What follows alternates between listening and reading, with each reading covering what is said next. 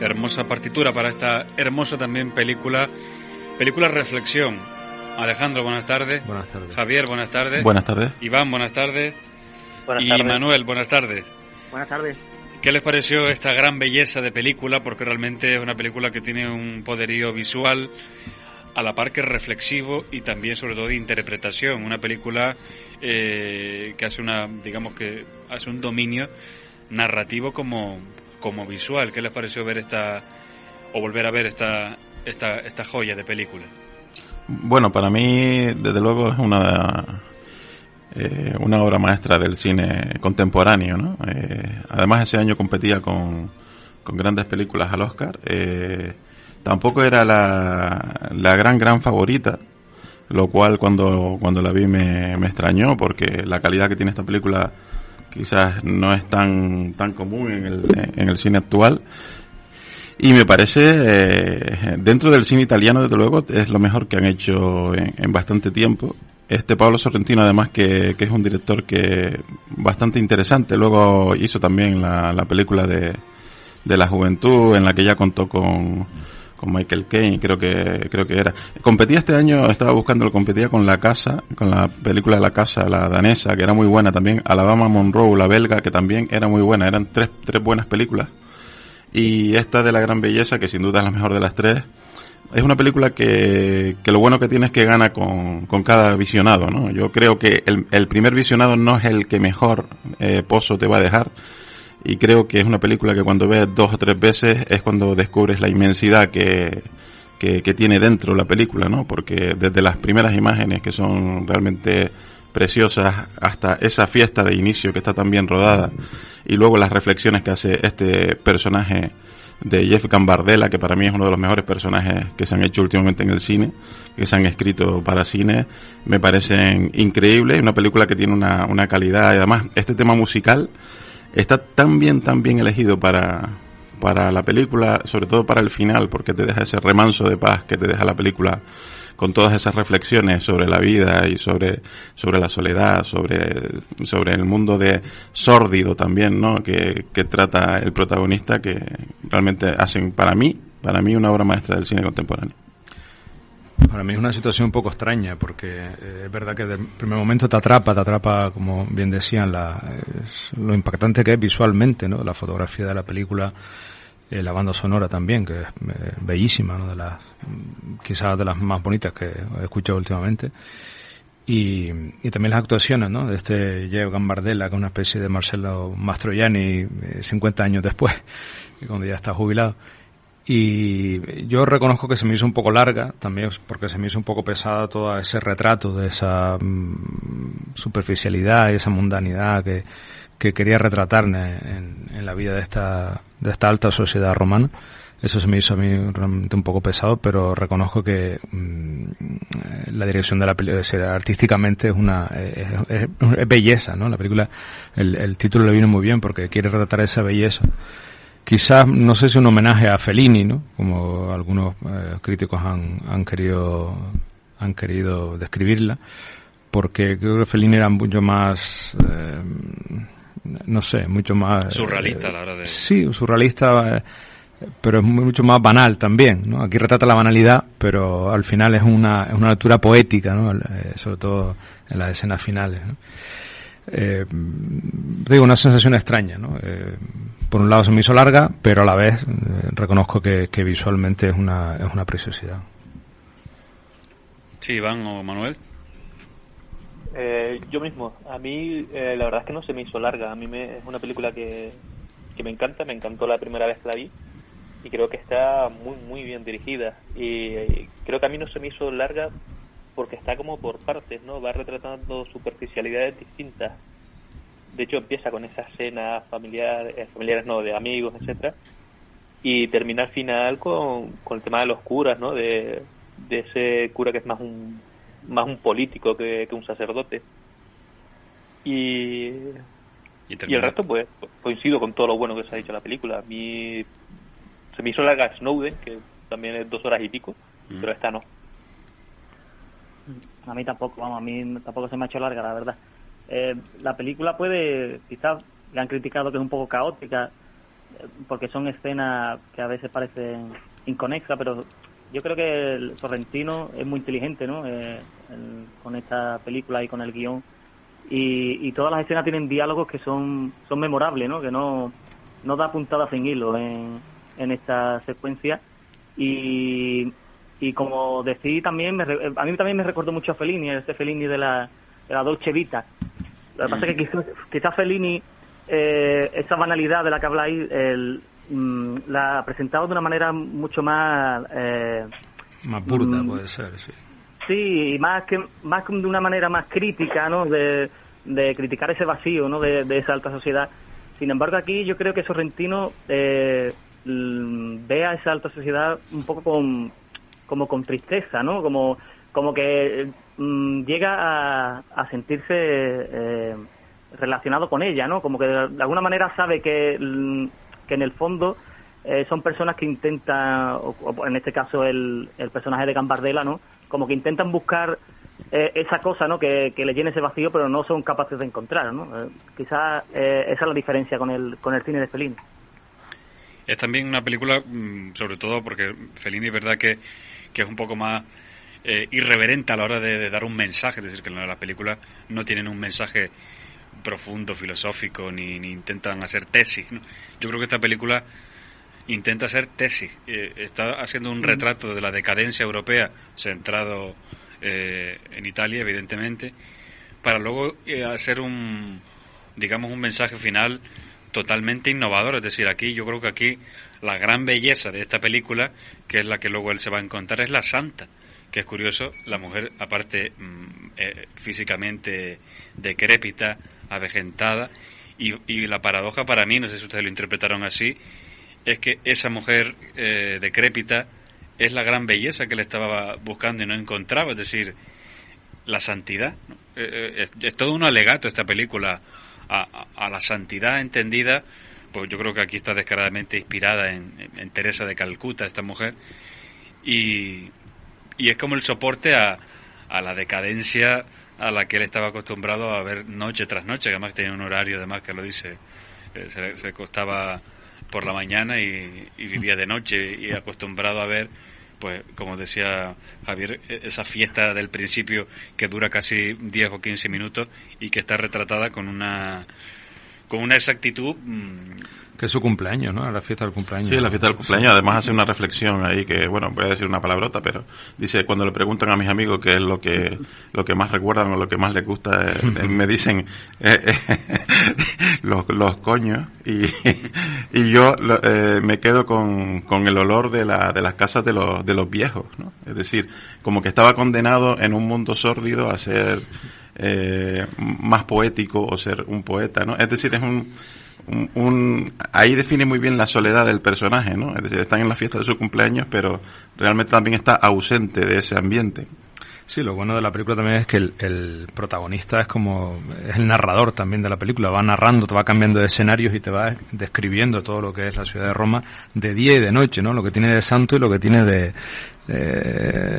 maligno también, ¿no? Sobre todo eso lo hacía mucho Fellini, mezclar lo profano y lo sagrado. Pero es verdad que a lo mejor aquí sí puede ir un poquito más allá, ¿no? La escena de la boda, cuando aquel señor le dice al cardenal, recuerda que nos conocimos en una fiesta de disfraces y yo vestido de prostituta, diciendo, usted viene aquí vestido de cardenal, pero recuerde que me conoció, y después le dice, pero seguro esto es así, dice, yo no bromeo con el diablo, ¿no? Diciendo, sabemos perfectamente dónde está el bien y dónde está el mal, y la película en sí parece que va a ser una reflexión un poco maniquea, ¿no? De dónde está el bien, dónde está el mal.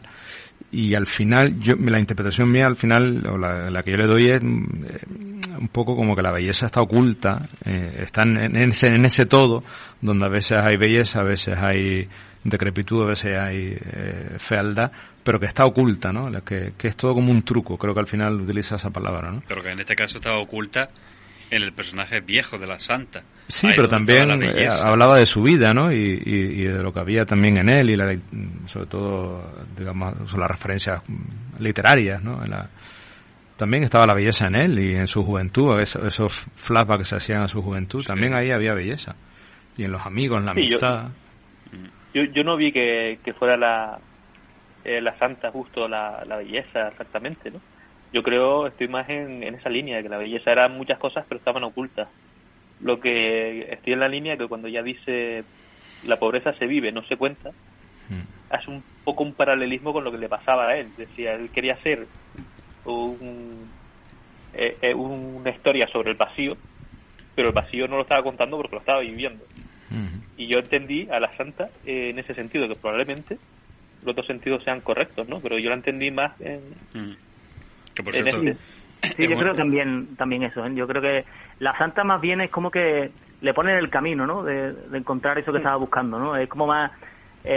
también está esa gran belleza en esa aceptación, ¿no? De sí mismo, ¿no? Porque siempre representa a estos personajes como personas que no quieren ver la realidad, ¿no?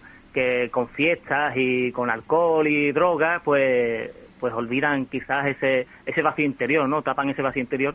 Y quizás en la acción de aceptar ese vacío y de realmente enfrentarse, ¿no? a él es donde está esa belleza, ¿no? Yo la había visto así, ¿no? Y también a mí me pareció muy curioso del personaje de la santa y de todo lo que tiene que ver con la religión, es que en todo momento la película como que presenta a la iglesia como parece que se cachondea un poco de ella, ¿no? Hay ciertos momentos donde aparece un cura y una monja, ¿no? Que parece que tienen alguna relación pecaminosa, ¿no? Y ese tipo de cosas, pero cuando llega al final, ¿no? Incluso la santa al principio se presenta como alguien que no se cree, ¿no? Con ese representante, ¿no? Que habla por ella todo el tiempo, y en el momento en que habla ella, ¿no? Se ilumina, ¿no? La escena y de repente todo lo que él pensaba, ¿no? O esa imagen que se estaba dando de la religión y de la iglesia, de repente da un vuelco, ¿no? Y da un giro de 180 grados y te hace ver, bueno, pues que también en la espiritualidad hay algo que muchas veces no queremos ver o no queremos investigar, ¿no? Es que la santa estaba rodeada de la mediocridad de ese secretario y de la corrupción de la bomba y el boato del Vaticano, pero luego estaba la autenticidad, además, que este personaje está inspirado y tiene en perfiles biográficos esa frase de la pobreza no se vive, no se cuenta sino se vive, es muy de Teresa de Calcuta, que era poco dada a dar entrevistas a periodistas precisamente por ese tema. Y lo de dormir en el suelo también era algo que hacía Teresa de Calcuta muy a menudo, por aquello de buscar la santidad en el dominio de sí, que yo creo que es una de las cosas que Iván, que decía de... Digo, que era la diferencia entre la teatralidad de la iglesia, eso, que te puede gustar o no, pero que al final no deja de ser teatralidad, y lo que ella sentía de verdad, que ella, incluso al final la vemos subiendo las escaleras, que casi no puede, pero ella quería subirlas, ¿no? Era casi como una especie de devoción hacia la iglesia, y hace ese contraste y lo hace muy, muy, muy bien. Y una escena hermosísima de la santa es la que están en el balcón, en esa amanecida, y está todo lleno de flamenco. De flamenco, y esa escena, eso es pura poesía. Sí, esa y el final, que el final termina con un recorrido por el río Tíber, ¿no? Sí. Es poco ese paralelismo, muy simbólico, ¿no? Como fuera la vida, ¿no? La vida es un paso, igual que los flamencos están, incluso creo que ya dijo, están de paso o migran hacia... Es que visualmente la película es magnífica desde el principio, sí. Porque empieza con lanzando una bomba, ¿no? De estas, ¿cómo se llama esto? Creo que empieza en una fuente, ¿no? Con aquel japonés que con la explosión de un cañón antiguo, un cañón antiguo, sí.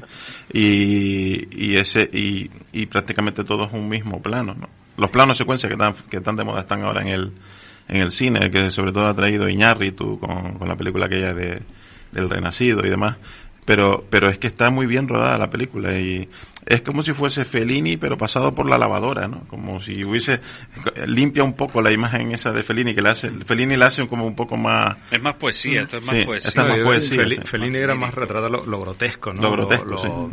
Sí, pero también estéticamente también hay cosas que repite de Fellini, ¿no? Esos momentos donde los personajes de repente miran a cámara gritando, ¿no? Sí. A mí me recordaba mucho a esa manera de rodar que tenía él. Sí, y las escenas de la fiesta también muy recuerda mucho a la Dolce Vita, toda esa Sí, burguesía, burguesía de decaída. La jefa de él, la señora esta enana, que se ven en ese tejado. Es que son imágenes que dices tú, ¿cómo se le ocurrió hacer esto? Pero qué bien quedan, ¿no? Qué bien quedan esas imágenes. Sí, porque es como algo cómico, pero que no para ridiculizar, sino porque a la santa también hay momentos donde parece que se la está intentando un poco ridiculizar, pero después es un personaje que tiene una dignidad propia y una entidad, Sí. sobre todo la escena un poco más ridícula cuando se tiene que levantar al baño porque está acostumbrada a comer raíces, y claro, cuando está allí comiendo aquel manjar que le ponen en aquella azotea, que es una fiesta maravillosa también que le hacen a la santa, pues le sienta mal, ¿no? Pero, o cuando la están buscando y después está ahí dormida en el suelo cuando le han puesto una gran habitación de lujo, pero ella, por eso digo que esto lo hacía mucho Teresa de Calcuta. Ella no quería tampoco los grandes hoteles que le ofrecían cuando tenía que viajar a Europa. He pasado todos los veranos de mi vida haciendo planes para septiembre, pero ya no. Ahora me paso el verano recordando los planes que hacía y que se han desvanecido. Un poco por pereza y otro poco por olvido. ¿Qué es lo que tenéis contra la nostalgia, Es la única distracción que nos queda a los que no tenemos fe en el futuro. La única. Sin la lluvia, agosto se termina y septiembre no empieza. Y yo soy muy ordinario. Pero no hay que preocuparse. Está bien así.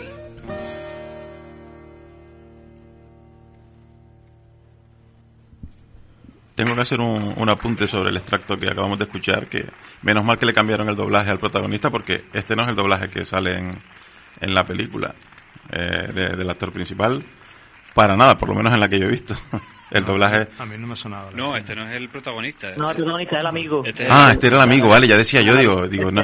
Este es el amigo que se le muere. Claro, es verdad. Como él no narraba la película... Sí, y que hace que se le muere la mujer, ¿no? Sí, que es una parte extraordinaria además de la película, sí. Esta es la parte donde él va... Y hace una cosa muy curiosa, porque es otro de los temas de la película, una reivindicación de la nostalgia. ¿Qué tienes en contra, no? Es decir, bueno, yo eso busca Polina enseguida, Me quedo en el pasado. Sí, también. Se encontró una polaca. Que es una cosa que, por cierto, luego tiene un personaje del Crackser también, el del Bariseo. Yo me quedo en la nostalgia, es decir, prefiero quedarme en el pasado porque es un tiempo para él, en este caso, lo decía más bello. Luego escenas también, justo continuada, donde se mezcla un poco lo de la jirafa también, que es curioso.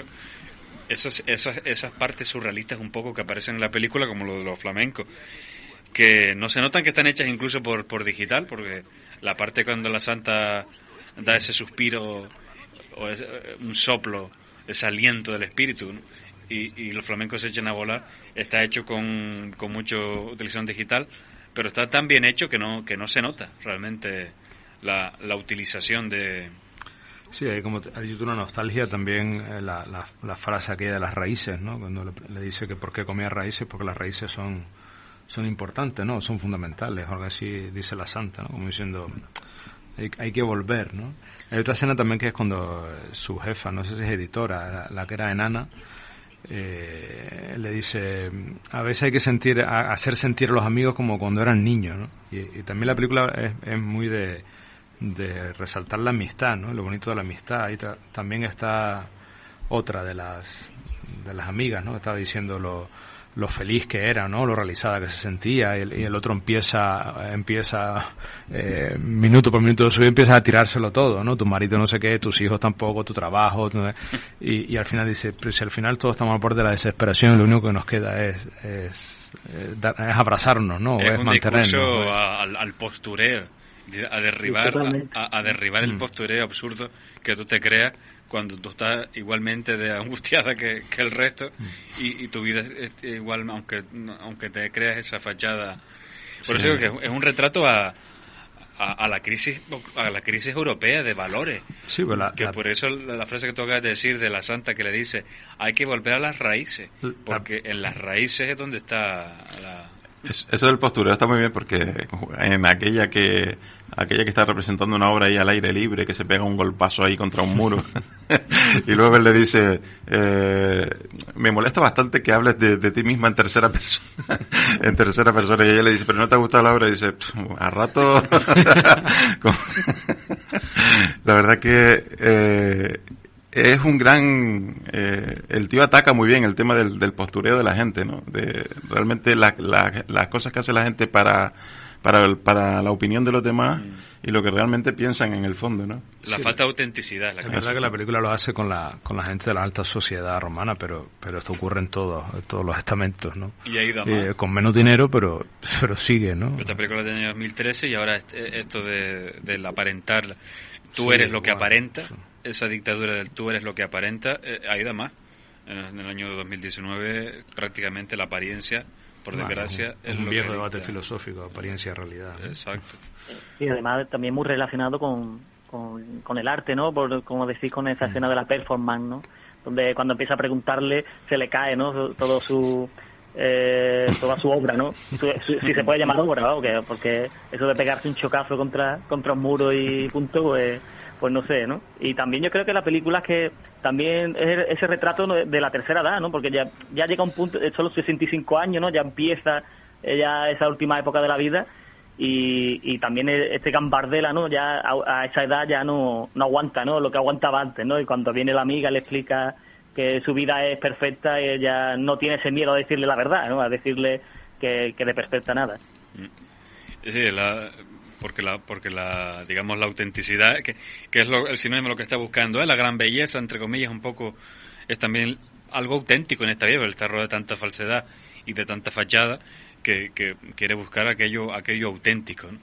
que luego va a encontrar como al final.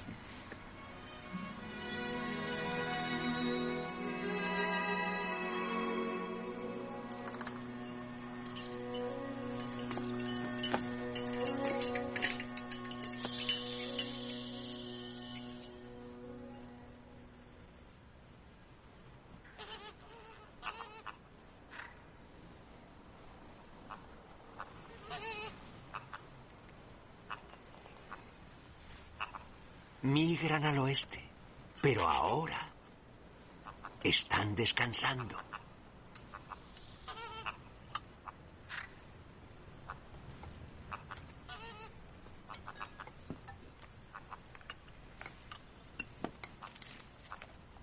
Sabe que conozco los nombres de todos estos pájaros.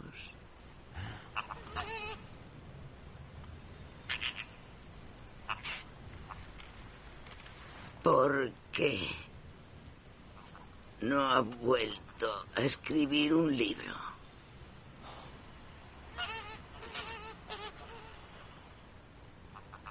Buscaba la gran belleza, pero no la he encontrado. ¿Sabe por qué solo como raíces? No. No, ¿por qué?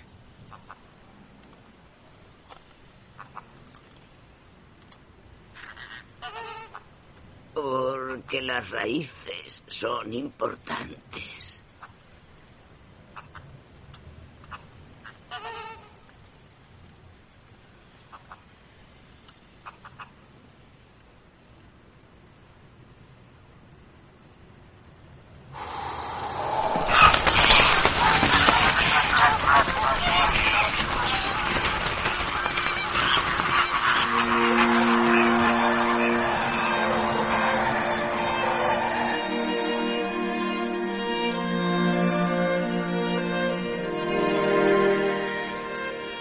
¿Con qué escenas se quedarían de esta película que tiene, como ya hemos dicho, algunas que duran bastante, como La Celebración, que yo creo que lo de La Celebración es todo muchos críticos dicen que de todas las fiestas, y hay películas que retratan fiestas, de las fiestas psicodélicas, Desayuno con Diamantes, o la fiesta de la Dolce Vita, dicen que esta es una de las mejores fiestas mejor rodadas en la historia del cine. Yo me quedaría con el final, con los títulos de crédito, no porque el resto de la película no me guste, que me encanta, ¿no? Pero es que el final te deja con... está también elegido el tema musical que estamos escuchando de fondo, remanso, ¿no? Que yo incluso más de una vez lo he buscado en YouTube para ponerme solo esa parte, o he cogido el Blu-ray y me he puesto solo esa parte. Es que me encanta cómo termina la película, ¿no? Por el río Tíber, y como ese es como una reflexión también, te invita a la reflexión, ¿no? De lo que has visto. Es una película que es muy rica, porque cada vez que la vuelves a ver creo que te va a aportar cosas nuevas. Entonces me encanta ese final. Pues a mí lo que me gusta precisamente son las fiestas, pero no solo por cómo están rodadas, sino por lo que significan, ¿no? Les recuerdo aquella frase de nosotros hacemos las mejores congas porque no van a ningún sitio, y a veces no sabes si estás viendo un flashback de una fiesta anterior o estás viendo la misma, y eso también te produce una cierta sensación de que también el personaje está un poco cansado de lo mismo. Y me parece que las fiestas están muy bien rodadas y que tiene sentido el por qué las pones tanto, no, y por qué... Y que esa frase es muy metafórica, porque quiere decir que la decadencia y la fiesta y el ruido no va a ningún sitio. Es decir, que eso no va... Claro, están bailando un círculo, es que no están haciendo nada con su vida. Sí. El personaje de Ramona también es interesante, ese personaje, porque es alguien que también está, como él, está cansada, ¿no? De ese...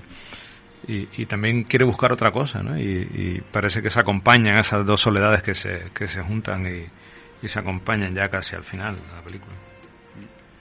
¿Y Manuel? Yo quizás me quedaría con la escena del entierro del hijo de la amiga, que tienen ahí un entierro, y me parece una escena espectacular como cuenta el personaje, ¿no? El espectáculo que es el ir a la misa, ¿no? Y cómo tiene que aparentar en toda esa escena, y cómo está rodado, porque además de todo lo que hemos hablado, yo creo que La Gran Belleza para mí es una película que quiere hablar de la muerte, pero termina hablando de la vida, ¿no? Es esos dos elementos indisolubles, ¿no? Y me parece impresionante cómo él ya a sus 65 años cuenta realmente lo que es ese momento de la muerte, y cómo mecanografía, ¿no? Cada momento, cada movimiento, en qué momento hay que besar a la madre, en qué momento hay que hacer tal cosa, y me parece realmente muy buena, tanto por lo que dice, por cómo está rodada. Y además que son dos escenas, porque es en la anterior donde lo cuenta, sí. Y luego vemos cómo lo hace. Exacto. Y vemos que aún así él llora se al rompe, final, que se supone claro, que no debía. Sí. Que aún así se rompe, y además termina con esa imagen de Ramona, ¿no? Que parece que es la única que realmente sabe que se está rompiendo de verdad, ¿no? Después de lo que le ha contado. Porque es donde ahí también encuentra la belleza, es decir, en ese pasado, por eso que tú decías de la vida y de la muerte, que son esas dos dimensiones también que hacen bella la vida, ¿no? Hay una escena que también que no deja de impresionar, que es la escena de la santa subiendo las escaleras, donde la primera vez que vi la película digo, va a morir ahí. Yo pensaba que ahí, en uno de esos sobreesfuerzos que estaba haciendo, ya iba a morir, pero sin embargo no. Y es la escena también digamos, tiene cierta belleza, esa belleza escondida en la vejez y en algo que parece que no tiene belleza ninguna, y sin embargo encontramos ahí un significado profundo a una realidad que el protagonista no conocía, porque todo ese mundo pues le era totalmente ajeno, ¿no? Él era más del mundo de la noche, y sin embargo pues aquí encuentra otro sentido que le puede dar a su vida en este personaje. Que la santa es enigmática en la película, porque se nos representa en un mundo bastante superficial. Al principio casi parece ser una estafadora. Dicen que tiene 104 años y cuando tú la ves sentada en aquel púlpito y todo el mundo acercándose, ves que está jugando con los pies y parece una niña pequeña. Sí. Es un personaje muy interesante en la película. Sí, es como un personaje donde encierra un poco la sabiduría, porque no habla, lo que dice suelen ser frases lapidarias y que van al sentido último, y luego coherente, ¿no? Representa. No, al contrario, es contradictorio, porque se presta al juego de las apariencias. Recuerda cuando ella está allí como un poste que le han puesto el ayuntamiento, y todos los demás mirando y haciéndose fotos con ellas en un selfie, ¿no? Un personaje muy contradictorio, entonces es muy interesante. La dejan sola, sí. Sí, pero eso retrata un poco lo que nos quedamos, es decir, cuando viene un personaje que es santo, ya sea el Dalai Lama o ya sea Teresa de Calcuta, nos quedamos con el personaje, pero no con la no con la enseñanza que tiene. A él se le admiraba a la santa como si estás con un ídolo de un cantante, pero luego querer escucharla pero el personaje se presta, es lo que digo, que el personaje se presta, y eso es lo que lo hace contradictorio y interesantísimo, ¿sabes? Sí, sí. De que hacía ese personaje con ese hombre, el cuentacuentos que estaba al lado, que a lo mejor decía la verdad, pero lo decía de una forma. O con el secretario. Como de vender. O con el secretario que tenía, también curioso, ¿no? El secretario que eligió.